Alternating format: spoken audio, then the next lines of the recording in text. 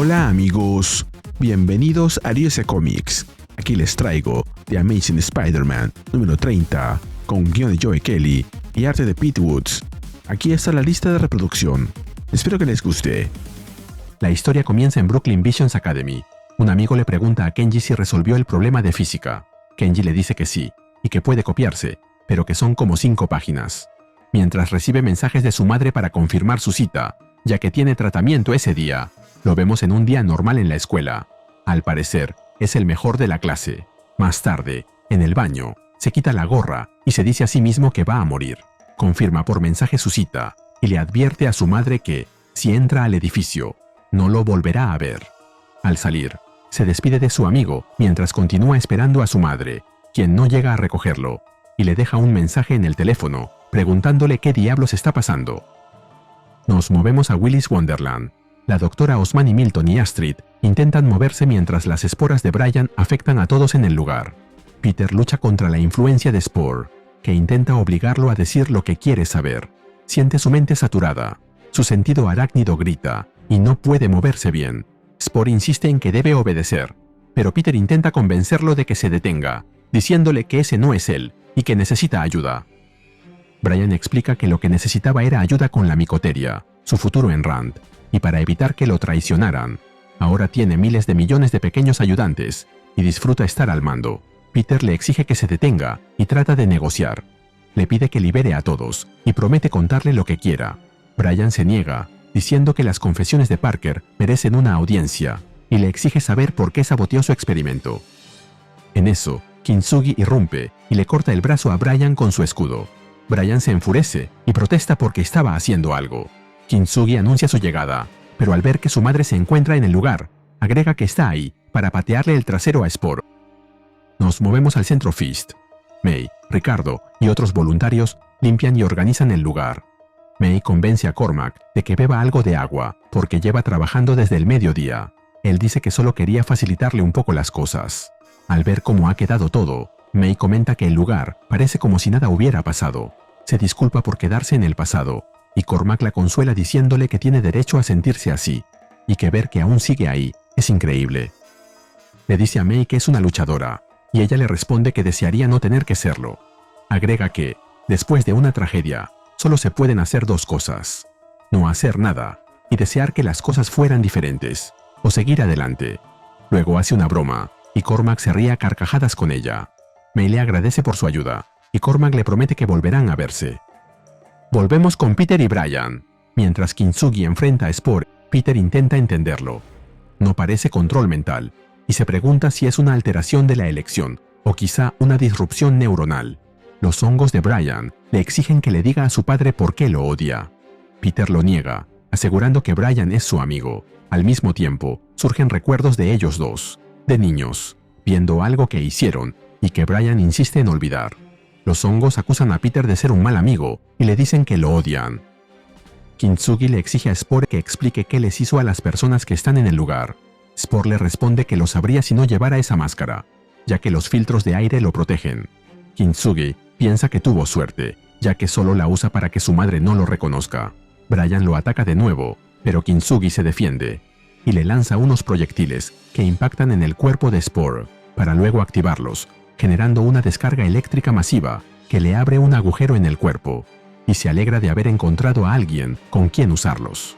Spore pierde la concentración, y las personas que tenía controladas se recuperan parcialmente, mientras que los hongos le gritan a Brian que ese dolor se siente como un fuego que los quema. Kintsugi se acerca a su madre y le pregunta si está bien. Ella le responde que sí, y le da las gracias, pero Spore se recupera furioso, lo ataca y lo arroja con violencia, quejándose de que siempre aparece algún listillo como él, intentando derribarlo, al igual que Parker. Mientras tanto, Peter se ordena a sí mismo moverse, pensar, mientras la sobreestimulación provocada por el influjo de Spore lo aplasta por dentro. Todo es demasiado ruidoso. El recuerdo vuelve a surgir. Brian le dice a Peter que se vaya al diablo. Él y Brian se van a las manos, echándose la culpa el uno al otro. En el presente, Peter exclama que no le gusta lo que está viendo y pregunta si puede irse. Los hongos de Brian responden que quizás, después de obedecer, pero que probablemente no. Peter pregunta si lo que está viendo realmente ocurrió. Los hongos le responden que su padre quiere control y que él es un mal amigo. La palabra control resuena dentro de Peter. Se ordena a sí mismo mantenerlo, mientras que, en el recuerdo, Brian lo golpea y le dice que la gente mala se merece lo que le pasa. Spore le grita a Kintsugi que le está arruinando la fiesta, mientras que él piensa que la descarga eléctrica logró hacerle daño y busca cómo hacerlo de nuevo. Los hongos le dicen que ya no es más que un juguete, que debe caminar y hablar cuando su padre lo ordene, y que cuanto más lucha, peor se vuelve todo. En el interior de la mente de Peter, todo es un caos. Después de confesar que él no lo hizo, que fue Ben Reilly, que es su clon, que él es Peter Parker, que es Spider-Man y que ayuda a la gente, pero de una manera tan precipitada que no se le entiende. Luego recuerda las palabras de Daredevil y se pregunta si hizo algo inapropiado junto a Brian. Al parecer, ocasionaron un incendio. Mientras Spore y Kintsugi continúan luchando, Peter se pregunta si perdió el control y qué pasa cuando lo pierde. Finalmente, mientras Kintsugi provoca otra descarga eléctrica con su escudo, Peter se ordena a sí mismo descontrolarse y simplemente dejarlo ir. Y mientras una extraña energía lo invade por completo, se pregunta si esto es su sentido arácnido. Movido por esa energía, golpea a Spore repetidamente, sin detenerse, moviéndose con destreza y a una velocidad enorme. Spore no puede hacer nada para evitarlo. Los golpes impactan en su cuerpo una y otra vez, haciéndolo tambalear. Peter recobra la conciencia aturdido, llevándose una mano a la cabeza, mientras trata de comprender qué acaba de ocurrir. Spore, frente a él, y con el rostro partido en dos, lo felicita por haberlo vencido, pero se justifica diciendo que los discos eléctricos del chico debieron haber interrumpido el micelio, y necesita ver cómo repararlo. Se pregunta por qué algunos tipos tienen tanta suerte, y si eso existe para equilibrar al resto. Peter le pide que lo escuche, diciéndole que quiere ayudarlo. Spore responde preguntando con qué podría ayudarle, si con fuerza, con control mental o con el cuerpo aparentemente inmortal y envidiable que ahora tiene. No, gracias. Le dice que se preocupe por sí mismo. Va a buscar un lugar cálido y húmedo donde reconstruirse, y que cuando lo haga, irá por él. Los demás finalmente se recuperan. La doctora Osmani Milton pregunta por Peter. Él responde que todo terminó, que está bien, pero se interrumpe cuando Kenji, quitándose la máscara, le pide que no le diga nada a su madre, ya que ella no puede enterarse. Peter le pregunta si es el hijo de la doctora Osmani Milton, pero Kenji no le responde, solo le suplica que no se lo cuente. Poco después, fuera del recinto, la calle está tomada por patrullas de policía, ambulancias y vehículos de emergencia. Peter reflexiona sobre su situación, reconociendo que ya no puede darse el lujo de presentarse ante las autoridades como una simple víctima de violencia sobrehumana. Reconoce que su declaración ante las autoridades fue apenas coherente y que todos parecen igualmente confundidos con lo que ocurrió.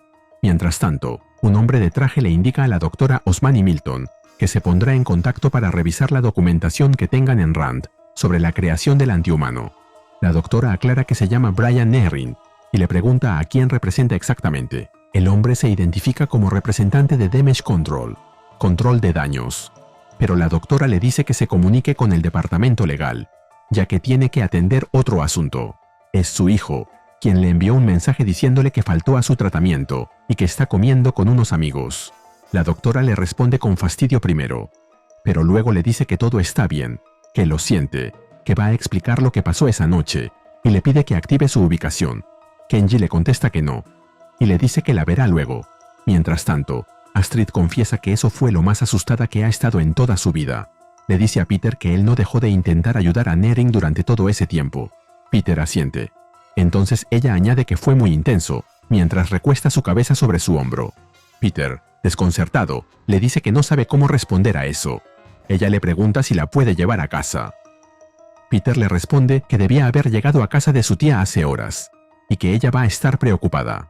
Astrid, sin rodeos, le dice que es la persona inteligente más tonta que conoce. Peter solo asiente. Nos movemos al apartamento de Ricardo, quien comenta que llegó a ese país desde Cuba hace 50 años, así que sabe perfectamente que no tiene acento, y que los hongos eran lo único que le había pedido que pusiera en la pizza. Peter se disculpa y admite que se le olvidó, añadiendo que, además, May odia los hongos. May comenta que eso es cierto. Entonces se escuchan 2 golpes en la puerta. Ricardo comenta que probablemente sean sus hongos. May le advierte a Peter que va a tener que esforzarse mucho más si quiere ganarse a Rick. sobre todo si planea faltar al trabajo manual mientras su novia se parte el lomo. Peter responde que lo sabe, que lo siente, y que fue cosa del trabajo, prometiendo compensarla. May le dice que le da un 50% de probabilidades, y que lo siente, pero que está apostando en su contra. Ricardo la interrumpe para avisarle que tiene una visita. Mac llega al apartamento con un ramo de flores. Se disculpa con May por aparecer sin avisar. May responde que es una grata sorpresa y empieza a presentarle a Peter. Peter lo reconoce. Es el primo de Spider-Man. Mac comenta que es el sobrino del que le habían hablado y se presenta con su nombre completo, Cormac Crane, y le pide que lo llame simplemente Mac. Peter le estrecha la mano, pero por dentro reconoce que, aunque no lo notó cuando lo salvó de Torment, el parecido con el tío Ben resulta imposible de ignorar. Mac le entrega las flores a May, quien las acepta, pero le hace saber a Mac que eso resulta bastante inusual. Mac asiente, pide disculpas y admite que pensó 1000 veces cómo abordar esta situación y que simplemente no hay una manera fácil de hacerlo. No le pareció el momento correcto decírselo en Feast, y que cuando llegaron los voluntarios el día ya era demasiado emotivo. Se interrumpe a sí mismo, pide disculpas de nuevo y confiesa que está muy nervioso. Peter ve que saca un papel para mostrárselo y se llena de preocupación. Si aprecias lo que hacemos en Ryusei Comics, regálame un me gusta, suscríbete y activa la campanita. Gracias. Saludos a Jaise Edgar 910. Peter le pregunta a Mac si no sería mejor salir a tomar un poco de aire, pero Mac no le hace caso. Empieza a explicar que algo le ocurrió recientemente, que los detalles no importan, pero que su médico lo envió a realizarse pruebas genéticas y que los resultados fueron inesperados. Cuenta cómo funcionan estas cosas hoy en día. La gente marca casillas en formularios sin darse cuenta de que queda registrada en una base de datos. Mientras Mac habla, Peter piensa que su tía no puede enterarse de su secreto de esta manera. Mac revela que, al hacerse las pruebas, las personas que aparecieron como coincidencias genéricas para sus padres no eran los padres con los que creció. Le advierte que lo que va a decir será difícil de escuchar. Benjamin Parker era su padre. May y Peter reaccionan con sorpresa. Peter se adelanta y le advierte a Mac que no sabe quién es, pero que si está insinuando que su tío tuvo una aventura, va a terminar recogiendo sus dientes del pasillo. Mac lo frena de inmediato y admite que casi sería más fácil si lo fuera. Señala que todo está en el informe que sostiene entre sus manos. Peter le exige saber qué dice ese informe. Mac entonces lo dice. Mabel Parker es su madre, y mirando directamente a May, completa la revelación. Él es su hijo. May, con el rostro desencajado y la mirada perdida, no puede articular respuesta alguna. Ricardo agarra a Mac por las ropas e intenta sacarlo del apartamento, mientras le pide a Peter que lo ayude a echarlo, comentando que no todo el que pasa por el centro tiene la cabeza en su lugar, y que a veces esas personas desarrollan obsesiones. Mac se defiende insistiendo en que no está loco, y le suplica a May que diga algo, que por favor hable. Peter interviene argumentando que May no podía tener hijos, que eso es imposible. Ricardo añade que una mujer sabe perfectamente si tuvo un hijo, pero mientras mira el documento, May interviene, y lo que dice detiene todo. Desde el segundo en que lo vio, lo sabía. Simplemente lo sabía. Deja caer el ramo de flores y se desploma. Peter consigue atraparla, pero May, mientras cae, alcanza a decir que él se parece tanto a su Ben, y se nos cuenta que esta historia continuará. Este número tiene cosas que sí me interesan bastante, pero también toma decisiones que se sienten muy arriesgadas, casi como si quisiera sacudir todo a la fuerza. Lo de Brian como Spore funciona mejor en la parte emocional que en la pelea en sí. Aunque se veía venir a leguas, no me desagrada tanto la idea del amigo de Peter convertido en enemigo, porque tiene ese sabor clásico de Spider-Man, con Peter intentando salvar a alguien, incluso cuando esa persona ya está haciendo daño. El problema es que, como villano, Brian todavía no termina de convencerme. Es desagradable, tiene una presencia rara, promete volver, pero su derrota se siente un poco rápida, como si el número quisiera pasar al siguiente golpe antes de dejarlo respirar.